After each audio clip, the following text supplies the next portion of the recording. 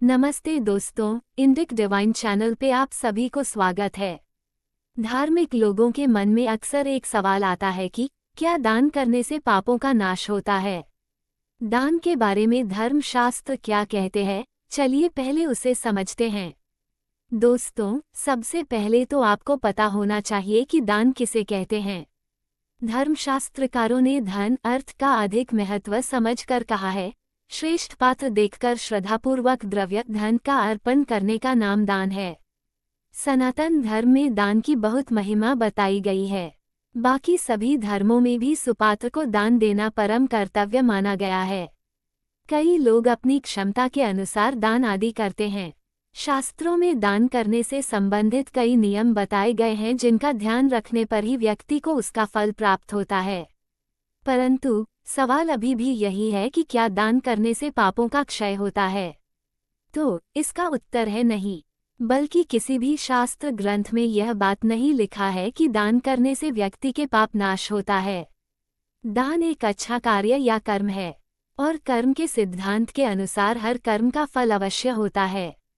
जहाँ बुरे कर्म करने से पाप उत्पन्न होता है और का बुरा नतीजा मिलता है, वहीं अच्छे कर्म करने से पुण्य प्राप्त होता है, जिससे व्यक्ति सुखी, संपन्न और ऐश्वर्यशाली बनता है।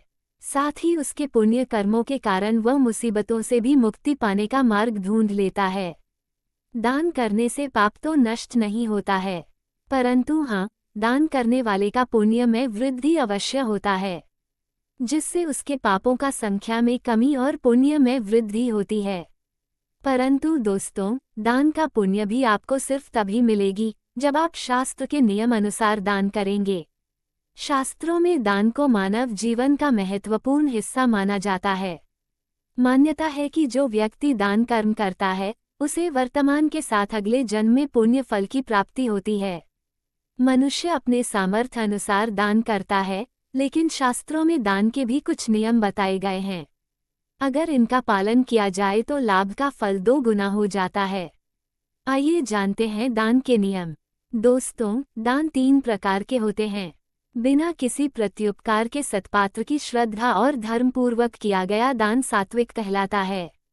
प्रत्युपकार या यज्ञ की अभिलाषा से किया गया दान राजसिक, और देश, काल, पात्र आदि का ध्यान दिए बगैर किसी भी पात्र अपात्र को असत्कार पूर्वक किया गया दान तामसिक कहलाता है।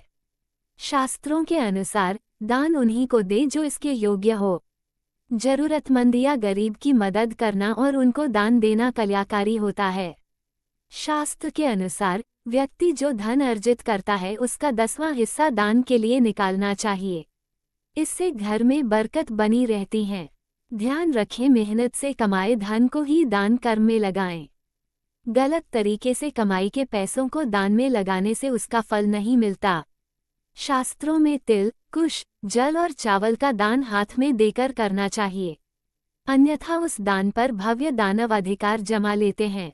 सोना, चांदी, गाय, जमीन, तिल, घी, वस्त्र, नमक आदि महादान की श्रेणी में आते हैं। जो मनुष्य अपनी स्त्री, पुत्र एवं परिवार को दुखी करके दान देता है, वह दान जीवित रहते हुए भी एवं मरने के बाद भी दुखदायी होता है। दीन, अंधे, निर्धन, अनाथ, गूंगे, जड़, विकलांग तथा रोगी मनुष्य की सेवा के लिए जो धन दिया जाता है, उसका पुण्य महान होता है। अन्न, जल, घोड़ा, गाय, वस्त्र, शय्या, छत्र और आसन, इन 8 वस्तुओं का दान मृत्युपरांत के कष्टों को नष्ट करता है। गाय, घर, वस्त्र, शय्या तथा कन्या, इनका दान एक ही व्यक्ति को करना चाहिए। रोगी की सेवा करना, देवताओं का पूजन और ब्राह्मणों के पैर धोना गौदान के समान है। परंतु विद्याहीन ब्राह्मणों को दान नहीं देना चाहिए। इस प्रकार के दान से ब्राह्मण की हानि होती है। दीन, अंधे, निर्धन, अनाथ, गूंगे, जड़, विकलांग तथा रोगी मनुष्य की सेवा के लिए जो धन दिया जाता है, उसका पुण्य महान होता है।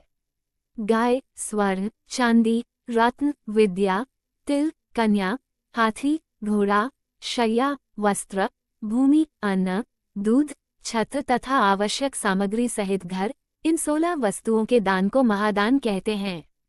दोस्तों, स्वयं जाकर दिया हुआ दान उत्तम एवं घर बुलाकर दिया हुआ दान मध्यम फलदायी होता है। जब गौ, ब्राह्मणों तथा रोगियों को कुछ दिया जाता हो, उस समय यदि कोई व्यक्ति उसे न देने की सलाह देता हो तो वह पाप अर्जित करता है और दुख भोगता है। व्यक्ति के जीवन भर किए गए दुष्कर्मों से मुक्त होने के लिए दान ही सबसे सरल और उत्तम माध्यम माना गया है। वेद और पुराणों में दान के महत्व का वर्णन किया गया है। यही कारण है कि लाखों हजारों वर्षों पुराने सनातन धर्म में आज भी विभिन्न वस्तुओं को दान करने के संस्कार का पालन किया जाता है। आजकल तो दान कर्म ज्योतिषीय उपायों को मद्देनजर रखकर भी किए जाते हैं। ज्योतिषियों द्वारा किसी व्यक्ति विशेष की जन्म पत्रिका का आंकलन करने के बाद जीवन में सुख, समृद्धि एवं अन्य इच्छाओं की पूर्ति हेतु दान कर्म करने की सलाह दी जाती है।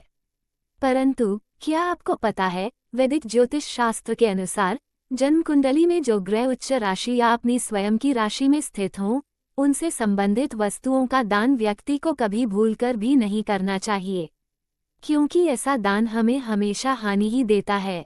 और एक बात, दान करके अगर मन में तिल मात्र भी अहंकार का उदय हो जाता है तो वह दान निष्फल हो जाता है, जिससे दानकर्ता को नहीं पुण्य प्राप्त होता है और नहीं सुख प्राप्त। आशा करते हैं दान कर्म से जुड़ी यह सारी जानकारी आपको अच्छी लगी होगी। वीडियो अगर आपको अच्छी लगी हो तो एक लाइक करके चैनल को सब्सक्राइब कर लीजिए। धन्यवाद।